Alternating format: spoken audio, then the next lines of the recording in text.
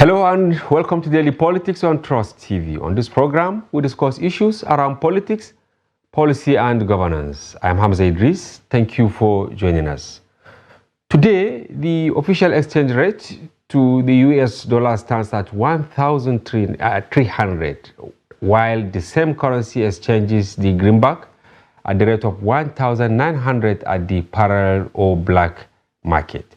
This is despite government's clampdown on forex speculators believed to be behind the free fall of the naira. While the naira, which trades below some currencies within the ECOWAS region as a result of the decision by the government of President Tinubu to allow it to find its value without intervening, the government also pursued vigorously its forex unification policy, which many believe is not yielding any positive result so far. Nigerians are now grappling with the consequences of floating the naira with about 30% inflation rate and corresponding low purchasing power, as well as soaring food prices leading to hunger and starvation. The ultimate result is public protest across some states of the Federation, including Kano, Niger, Osun, and Oyo, among others. Though Nigeria is not isolated from the seeming economic slowdown globally, its currency is said to be facing dual challenges that are both domestic and foreign. It is against this backdrop we'll be engaging a United Kingdom-based economist and researcher, Dr. Zohmnan Dappel. He joins us virtually from London to look at the state of the naira and what to do in order to save the currency. Dr. Dappel, thank you for joining us. Pleased to be with you, Hamza. All right, but before we commence the conversation, here are some tidbits. The Senate on Tuesday resolved to probe how the 30 trillion naira ways and means loans of the Central Bank of Nigeria was obtained and spent by the administration of former President Muhammadu Buhari. Ways and means is a loan facility through which the CBN finances the government's budget shortfalls. The Senate stated that the alleged reckless spending of the overdraft collected from the CBN under Godo Emefele largely accounted for the food insecurity in the country. The Red Chamber then resolved to set up another committee to investigate what the 30 trillion naira overdraft was spent on by the immediate past governor, noting that the details of the spending were deliberately not made available to the National Assembly. And in another development, the naira on Tuesday slid further at the parallel market in spite of the clampdown the federal government ordered on foreign exchange market speculators. The route exchange hubs were raided in Abuja, Lagos, and Kano, and some operators were arrested. Despite the raids, however, the naira plunged further with a dollar exchange for 1,900 in Abuja and Kano and 1,800 in Lagos, while the British pound was exchanged for 2,250 naira. However, at the official market, the naira recorded marginal gain, closing at 1,551 as against the earlier 1,574, according to the Nigeria Autonomous Foreign Exchange Market, NAFEM. And elsewhere, former head of state, General Yakubu Gowon, has urged Nigerians to be patient with President Tinubu and give him time to resolve various issues in the country. Speaking to State House correspondents after a meeting with Tinubu in Aso Rock on Wednesday, Gowon said it is too early for the president to achieve absolute results after 8 months in office. Gowon, who said he told Tinubu not to worry about criticisms, noted that government is doing its best to resolve various problems in the country. Now, we're going to short break, and when we return, conversation with Dr. Dappel commences. Don't go away. Yes, welcome back. Dr. Dappel, once again, welcome to Daily Politics. Thank you. Yes, we are starting with our tidbits. Yeah, the first one, of course, ways and means. You can see trading blame at the Senate on Tuesday, when the Senate President Akpabio said they are going to probe Emefele, who worked under former President Buhari and secured 30 trillion worth of ways and means. It's borrowing, right? Why are they actually trying to apportion blame? Because some Nigerians are saying it's not even the 30 trillion in total that was spent by Buhari. About 7 trillion out of it was actually spent by President Tinubu. So let me start by saying we would not be having this conversation if the central bank was truly independent at the time. You remember on several occasions we've had discussions on the value of the naira and how to rescue the value. And also we've had articles written and mentioned in several fora that one of the ways to secure the value of the currency and stabilize the economy is to secure the independence of the central bank.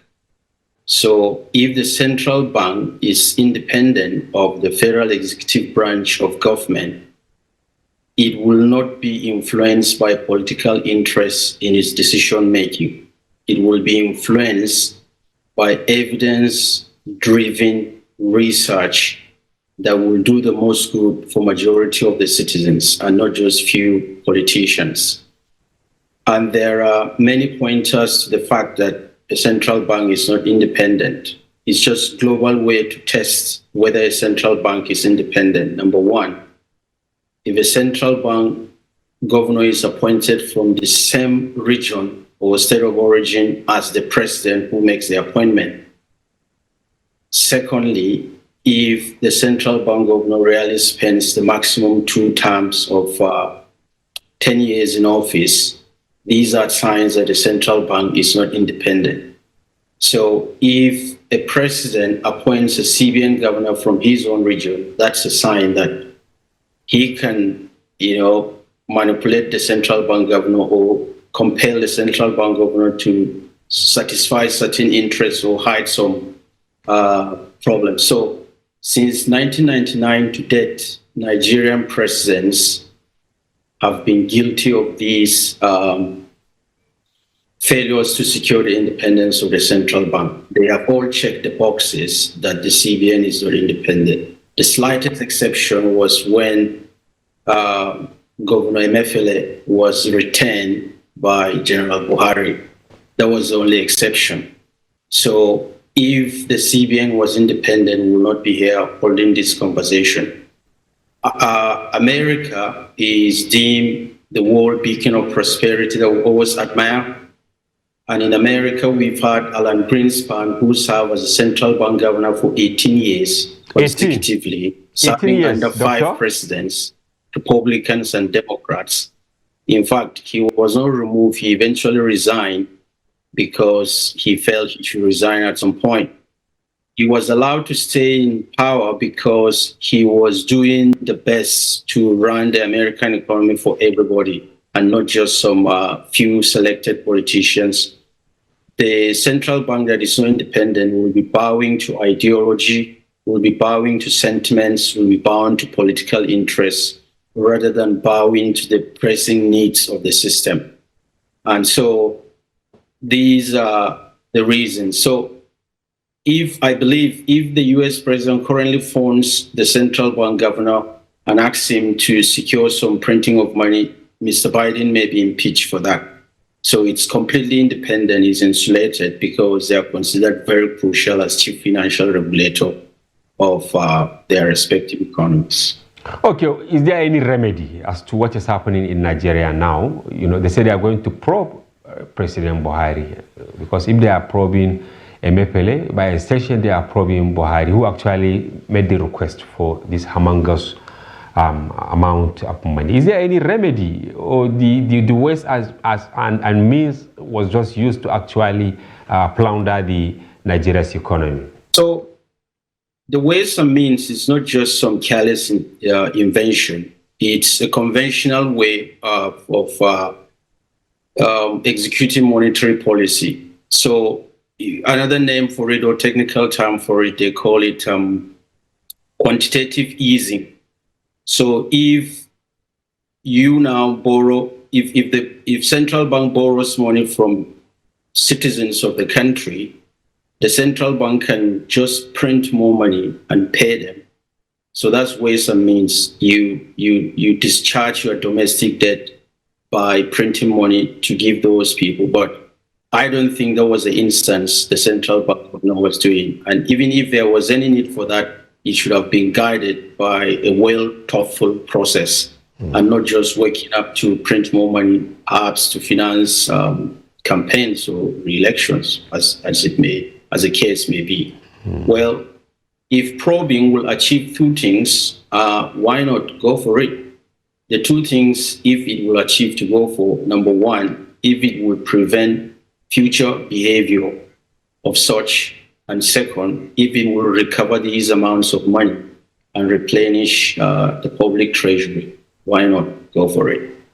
All right, and then former president or head of state, Yakubu Gowon, said President Tinubu should not bother with criticisms. He should remain focused. And he also urged Nigerians to give the president more time, that positive results will surface. Should we take this to the bank? Mr. Hamza, you are trying to drag me into politics. I'm not a politician. But economics, it has a lot to do with politics, of course. I'm not a politician. So that's his own advice to the president. He's had opportunity to see the president and interacting with the president face to face. We don't know what they have discussed. And maybe it's based on that he was making those statements. But Nigerians on the streets are crying and they are chanting death to the presidency. And there are a growing number of disenchanted youth. And the ground is very, very unpleasant for many people. So the currency is being attacked on two fronts. Domestically, inflation rate is highest we've seen in roughly 3 decades. So that's the domestic purchasing power is weak. Second, the exchange rate has fallen badly. That's the international purchasing power is weak. This double-edged sword, falling exchange rate and rising inflation rate is really, really hitting the currency badly. And it's not just about just being patient. I mean, his statement must have provoked a lot of people. He's considered an elder statesman. Many people today, there were 40 years, were not born when Gowon bowed out of power, General Gowon bowed out of power. So he's talking out of experience, and I would just treat this with trepidation. All right, thank you very much. Now, over to our business of the day. Yes, the sliding trend of the naira. You authored an article which we published actually in Daily. It's a freed but still bound, while liberalizing the exchange rate is a bad option for the naira. What actually motivated you to come up with that write-up? Is it the ravaging of the currency on two fronts, part of it, or why? Why do you think liberalizing it is a bad option? Obviously, so I developed interest in following and writing about the currency starting roughly 3 years ago. That was in March 2021. And we've been seeing how the value of the currency was falling, and the government through the central bank was using different policy options in its toolbox to deal with the problem.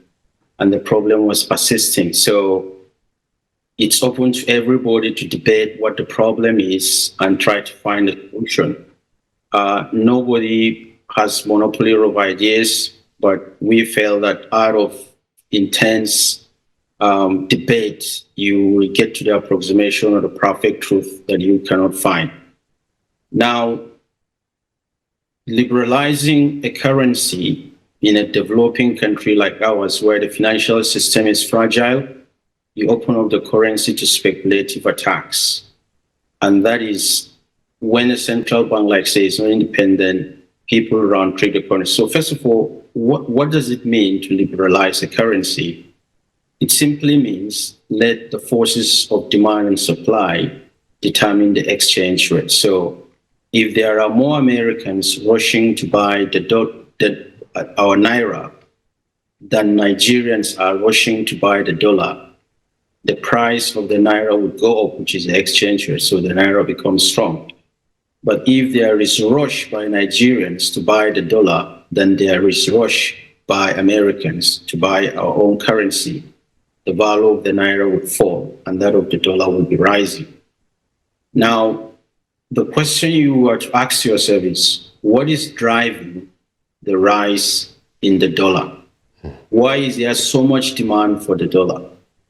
I wish I have the perfect answer, but I've pieced down a few points where I think these are the reasons. So first of all, the dollar is scarce. Why is it scarce? America is the only country with the primary goal of printing and supplying the dollar to the rest of the world.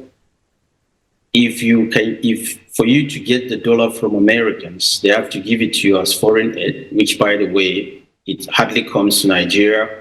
Second, you have to earn the dollar by selling to them something as a country that they need from you and you have. So we sell them oil and we get the dollar. And second, if there are Nigerians or Nigerians resident abroad who worked in these countries and earn the currency and send it back home. So, but why are we not seeing the flow of this dollar?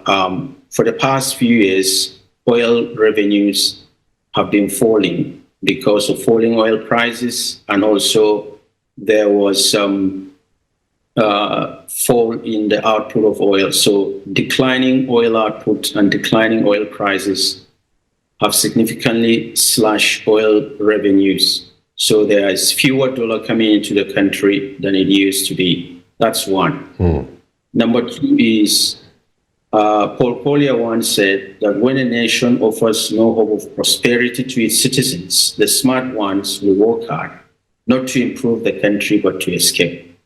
So checking from 2014, you would see that the net migration data from Nigeria is negative, which means there are more Nigerians living in the country than there are people coming into the country. And these Nigerians checking out of the country would need foreign currency to resettle themselves abroad. So that drives up the demand for the dollar. Some of them sell their assets, they convert their cash in bank accounts, sell their cars, lands, and so on and so forth. So they pumped up the pressure on the dollar. And another point is close to 2015 elections, there was massive withdrawal of capital from the system through the forex utilization. If you check on the central bank data, you would see that there was withdrawal of hundreds of billions of dollars from the system because investors were scared that if what happened in 2011 following the announcement of election result repeats itself, their investments are not guaranteed. So these monies left the system, the data is there. And on top of that, recently, businesses have been fleeing Nigeria, so they are pulling out these monies. So to me, it was a policy error for the central bank to free the currency when you know that there is scarcity. So just simple economics, when you have a monopolist who is the only producer of a commodity, he can reduce the supply of it so he can push up the price. So if there is scarcity of the dollar, the price of the dollar would definitely go up. And that's what's happening. And it's a very, very, very complex problem. All right. You made mention that between 2007 and 2014, Nigeria earned over 340 billion in oil revenue. But this has fallen from 2015 to 110 billion. Why are we obsessed with oil dollars?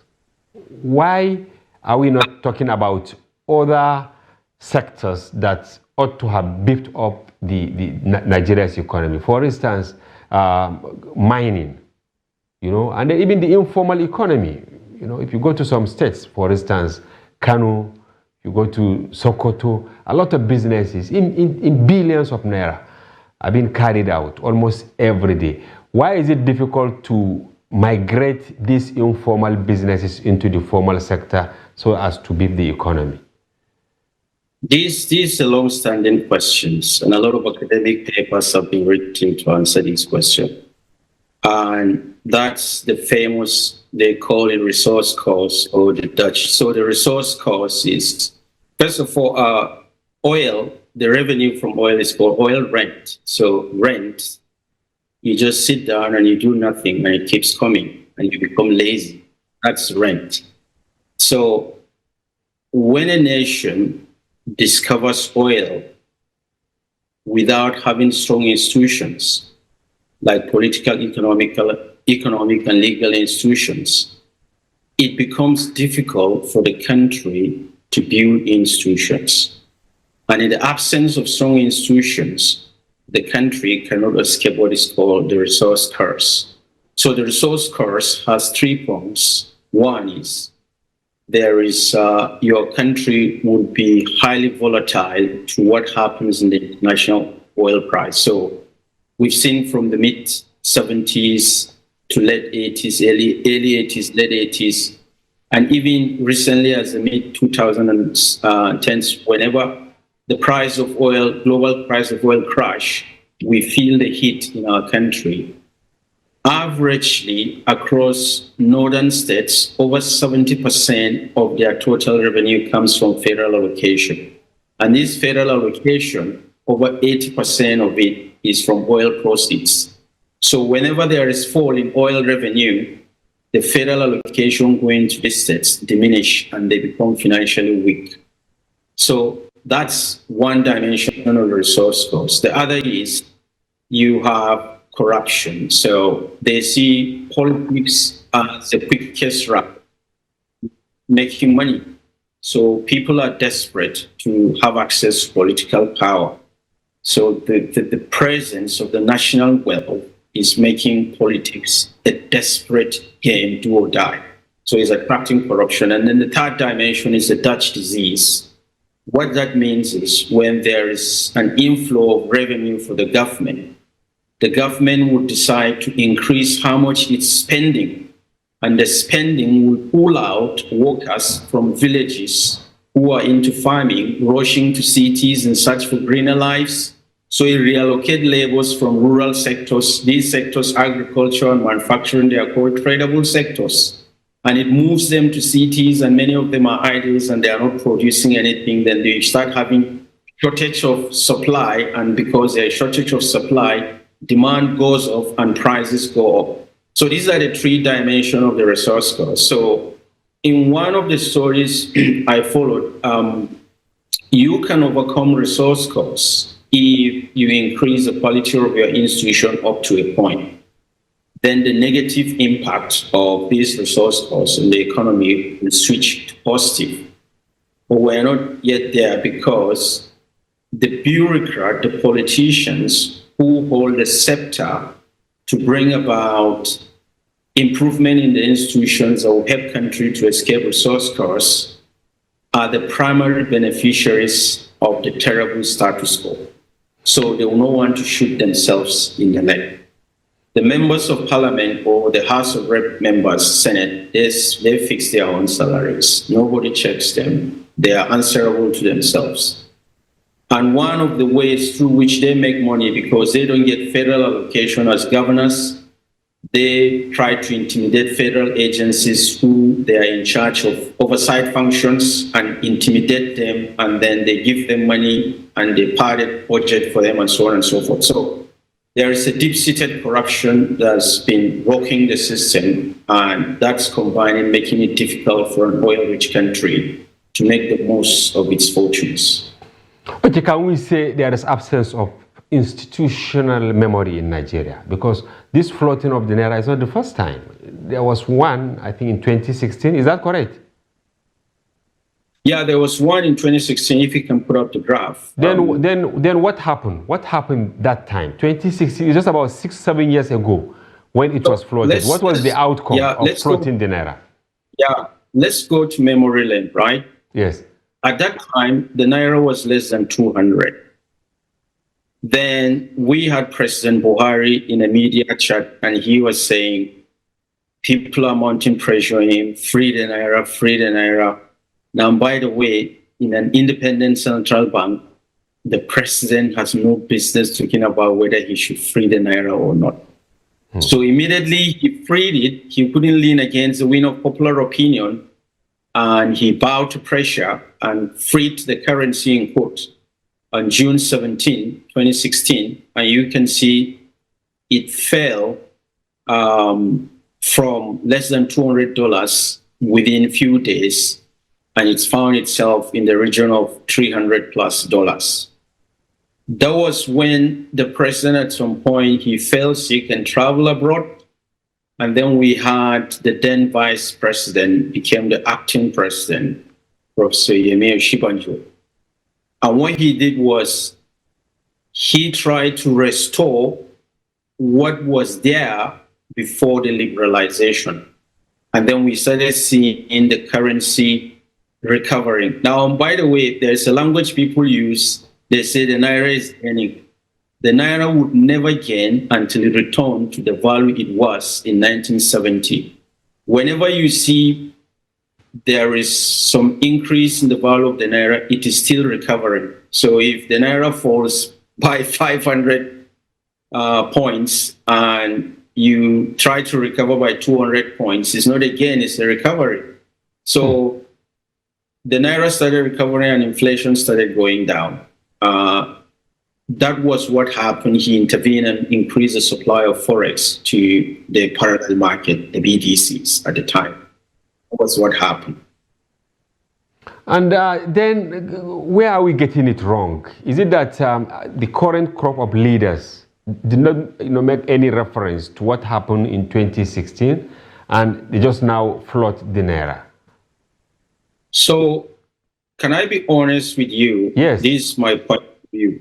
This is my point of view. If we can get two things in place, then we will maximize our opportunities as a country. There is limit to how much you maximize your opportunity, but now we're under maximizing our opportunity. So if we can get the combination of these two things I'll mention, I think will go a long way to help the country. Number one, we have Council of Economic Advisors, which is like a think tank within the presidency. And these Council of Economic Advisors should be staffed with people that are experts. You can get them anywhere in the world. Their job is to advise the president, not based on what they think, not based on what somebody tells them, but based on evidence from unvarnished research they have carried out. And before the president makes any major economic decision, he should consult them. And when they are giving response to the president, they should not be biased in giving their response. America has this in existence for over 70 years, and many of those who made up the council are professors of economics and Nobel laureates. And they have been helping, but they are not perfect because out of 9, they were only able to predict 4 or 5 recessions. So that's one. But in fairness, Nigeria has no shortage of ideas to move the nation forward. So there are many best Nigerians that you can find them within and outside of the country that can form this think tank. Number two, combination is keep economic policy making out of politics, period. If these things we fail to achieve them, we will be gyrating around the same problem. That's what I think. All right, thank you very much, Dr. Dappel. We'll go on a short break, and when we return the conversation with you, we'll continue. Viewers, stay with us. We'll be back shortly. Welcome back. If you are just joining, you are watching Daily Politics on Trust TV. Do well to follow the conversation across our social platforms on Facebook, Instagram, and watch us live on YouTube. We'll be interfacing via Zoom with Dr. Dappel Zomnan, a UK-based economist, and we're discussing how to actually rescue the naira. Dr. Dappel, welcome back. Yes, now, yes, there is this belief that that is in government cycle, borrowing, looking for aids, that, to attract dollar inflow, to save the naira. Will that really work? Will that be the magic one, or they are just daydreaming? Well, investment foreign direct investment is not the silver bullet, because people move monies across borders for one primary reason, and that's to make profit. So if I bring in $100 million into Nigeria, I should pull out of the country more than $100 million. So there are many airlines complaining that their remittances proceeds were trapped within the country. A German investor coming in here and he makes lots of naira. He's not going to spend naira in his country in Germany because naira is not a legal tender in his country. He needs to convert it. And when there is an unstable political climate, very unpredictable economic policies, they would be skeptical in bringing in cash, because if the current exchange rate, say, is 100 naira to the dollar, and he brings in the money and he makes a profit of 5 times that amount that he converted, and by the time he was about pulling his money and overnight he walks up and the president made a speech say, I'm liberalizing, and the value of the currency fell, he's pulling less than that amount that he brought in. He's making loss across border, but within the country he has made gain. So investment is not the silver bullet. I believe the silver bullet lies in 3 cumulative layer of solutions. Okay. The short-term solution, the medium-term solution, and the long-term solution. Okay.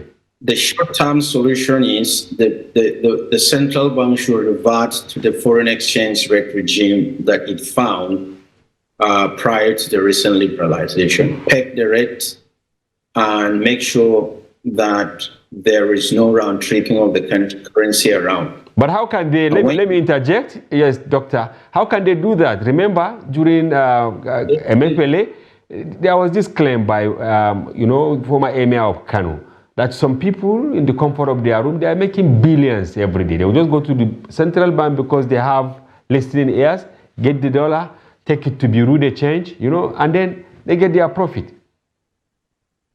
Well, that's there. These are all downsides of a non-independent central bank, right? That one is there, but the short-term solution is not the entire solution, but it will help you to get the problem. Okay. So if central banks supply dollar to commercial banks, the central bank as a regulator can say, we cap the profit you make per dollar. So if we supply dollar to you at 150, don't make a profit of more than 5 naira on top of that dollar. And there should be strict regulation, and any breach of that should be followed by fine or punishment, and then the bank may not repeat that again. Now, there are many Nigerians who need the dollar to transact abroad, legitimate businesses, but they can't get it from the commercial banks. There are students who could not pay their school fees here. So most of the time, they go to the black market to source it. So if, say, there is sufficient monitoring and compliance, and central bank can give some of these dollars to those that need them for legitimate things through commercial banks, that may reduce the pressure on it. But there's another problem. As Nigerians, we're the ones destroying ourselves. There was a guy who told me that when people collect the dollar for personal travel allowance, they go back into the system and sell it at exorbitant rate. So that is not helping, but that may, the intervention may reduce it. You can activate that policy in 15 minutes, but the impact may take more than 15 minutes to start surfacing. So that's a short-term solution that I think. And in their own argument that they were trying to unify exchange rates and they're trying to reduce multiple exchanges. Well, World Remit gives you different exchange rate as Transfergo, and Transfergo gives you different exchange rate as MoneyGram. So there are multiples of exchange rates of the currency out there, and they have not succeeded in doing that. And I dare say I have read comments by the other 2 presidential hopefuls of the Labour Party and the PDP. They were almost suggesting the same thing that would have landed us in this problem. So I don't know. That's just my thought. They may be right in their own right, but that's just my thought. All right, and the government is they will soon inject, I think, $100 million into the economy. Will that help in any way? So if they release that $100 million and we assume that there is zero corruption, that may just be a drop in the ocean, right? In Grosvenor Square alone in London, there was a report that Nigerians bought houses worth £500 million within 3 years, not on mortgage, cash. So they move these cash outside of Nigeria. Do you know what that does to our external reserves? It depletes it badly. So one of the ways to deal with this cross-border illicit movement of funds is to start going after bank CEOs. When you see a bank CEO getting along very well with a politician and a politician getting along very well with an attorney or lawyers, then we're in a big mess. Now, government, through the security agencies, EFCC, police, and all that, NFIU, they are going after the Bureau de Change operators. Is that the right way to go? Well, I don't know, but the Bureau de Change, many of them operate under the cloak of darkness. So if what Malam Sanusi said, that people get the dollar through the window of the central bank and trade it in the black market, if they climb down on those people, assuming the market no longer exists, then there will be nowhere for them to sell these currencies. But you and I know that illicit drug consumption in the country is a crime, but there are many people dealing in drug business secretly. So these currencies can still be traded in the secret the way drugs are traded. Then maybe this question, which is agitating the minds of many Nigerians, do you have a Bureau de Change, maybe in the heart of London or in the United States, just the way you have it at Zone 4, at Wapa, at Allen Avenue, in Abuja, Kano, and Lagos? There are Bureau de Change. Even if you go to grocery stores, they are there. But the way they do their own transaction is different in Nigeria, right?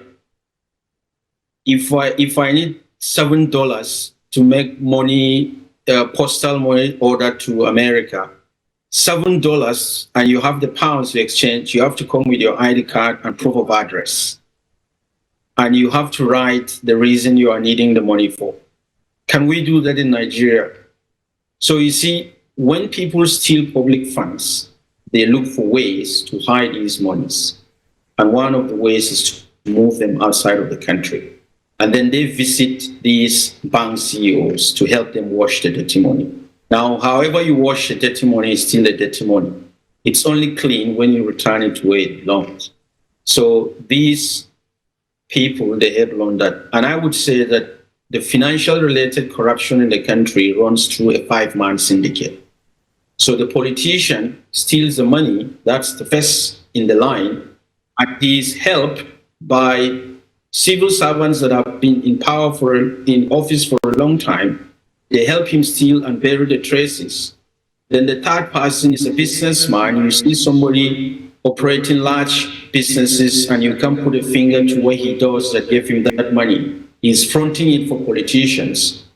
And when these politicians are being picked upon and prosecuted, then the fourth person, who is in the 5-man squad, will be a lawyer to come and defend them. They have a lot of money. They hire expensive lawyers to defend them. So if they steal 20 billion, they give lawyers 5 billion, and they explore loopholes of the law and escape justice. And then the fifth person is the banker who helps them launder the money and move it across borders. So to me, that's the biggest issue that we've been confronting as a country. Here, if you want to withdraw your money, even if you want to withdraw £1 million cash, you can withdraw it. All you need to do is send a message to the bank a day ahead, and they'll make the money available for you. You come and carry it. They know it's your money. You made it from clean source. The system is well checked, even though they are not perfect, all this and that. So we don't have that. Their Bureau de Change and their rates are different. Is there a nexus between the ravaging inflation and the falling value of the naira, in your estimation? Because various economists are giving different opinion on this. Well, so theoretically there is, but empirically you have to collect the data and analyze to come up with that answer. And so, like in Nigeria, there was I think we did an article with you on who is benefiting from rising food prices in Nigeria. And I tried to look at data on almost 50 major consumed food items in the country to see whether there was any strong connection with the dollar. And my conclusion was that there was no strong connection with the dollar. Not really, because if you look at the structure of our country, the North has comparative advantage in food production than the South. In fact, it has absolute advantage in food production than the South. And I looked at cost of transportation between the North and the South and food prices in the North and the South. And the states with the lowest food prices, 5 states with the lowest food prices in the country are from the North. And 5 states with the highest food prices in the country are from the South. And the cost of transportation, the price per liter of petrol in the North is strongly positively correlated with the price of food in the South. So when you transport the food from where it is cheap to where it is expensive, the cost of transportation is added to it, and that push up food prices. So food prices in the South, they contribute 70% to overall rising food prices in the country. And inflation, food inflation, contributes over 70% to overall inflation that we're experiencing at the time I look at the data. So what was driving inflation in the country was food inflation. And what was driving food inflation was cost of transportation of food from the North and the South. And so you ask yourself, what then is driving the cost of transportation? You come to understand that, in my view, the removal of the subsidy was a bad economic move. If it is a bad economic move, and as you wrote, liberalizing the exchange rate, bad option for the naira, meaning 2 major decisions taken by the Tinubu administration were partly responsible for where we are now. If you have your way to meet Tinubu, or if we are lucky he is watching now, what will you tell him to do? Well, I'll scratch my head first. I will not expect him to call me and ask me that question. So, the thing is, Nigerians are not against subsidy removal. They are against rising cost of transportation. Over 60% of businesses in the country, they consume energy. And all businesses in the country, almost all businesses in the country, energy is one of their factor of production. And 60% of the businesses, they self-generate their energy using petrol and using these things. So if I would talk about dealing with inflation, I will first of all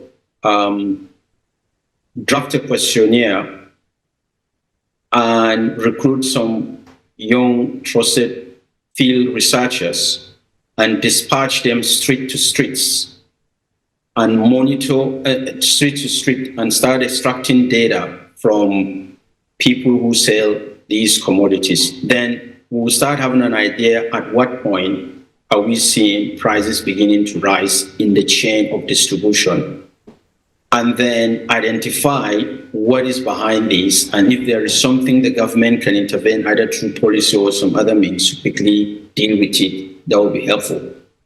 Sometimes politicians rush to make economic decisions because they are the most protected against the bad outcome of such policies. They are the most insulated.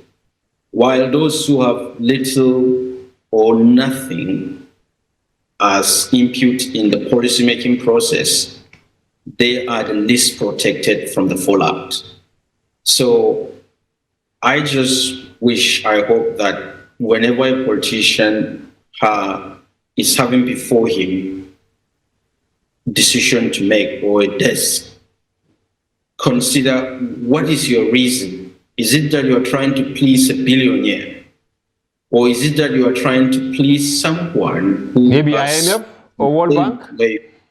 Because there is this claim that these decisions were meant to actually, service the ego of IMF, World Bank, because some years back, Tinubu authored an article and sent it to former President Jonathan, where he said removing subsidy is antithetical and he should not do it because it will cause job losses, it will bring inflation. All the things we are seeing now, Tinubu wrote these things years back. You see, there is a global clamor for net zero, that let's reduce greenhouse gas emission. And they started this experiment in France. There was a guy in UCL with his supervisor. They did a study about the subsidy, and they came to a conclusion that if we remove the subsidy, it's going to increase the pump price, and it will reduce demand, and people will not be burning greenhouse gas to destroy the environment. So climate change campaigners would push for subsidy removal on fossil fuel so that there will be falling demand for it. And as a result, they will start achieving their net zero target gradually. I don't know whether that was what informed the decision for Nigeria. But I was talking about solutions, and I only mentioned the short-term solution. The mid-term solution, I think we've talked about it. We have come to the end of the program. Maybe just in less than 1 minute, what the federal government must do, maybe in the interim. This should be in less than 1 minute so that we round up the program, Dr. Dapper. Well,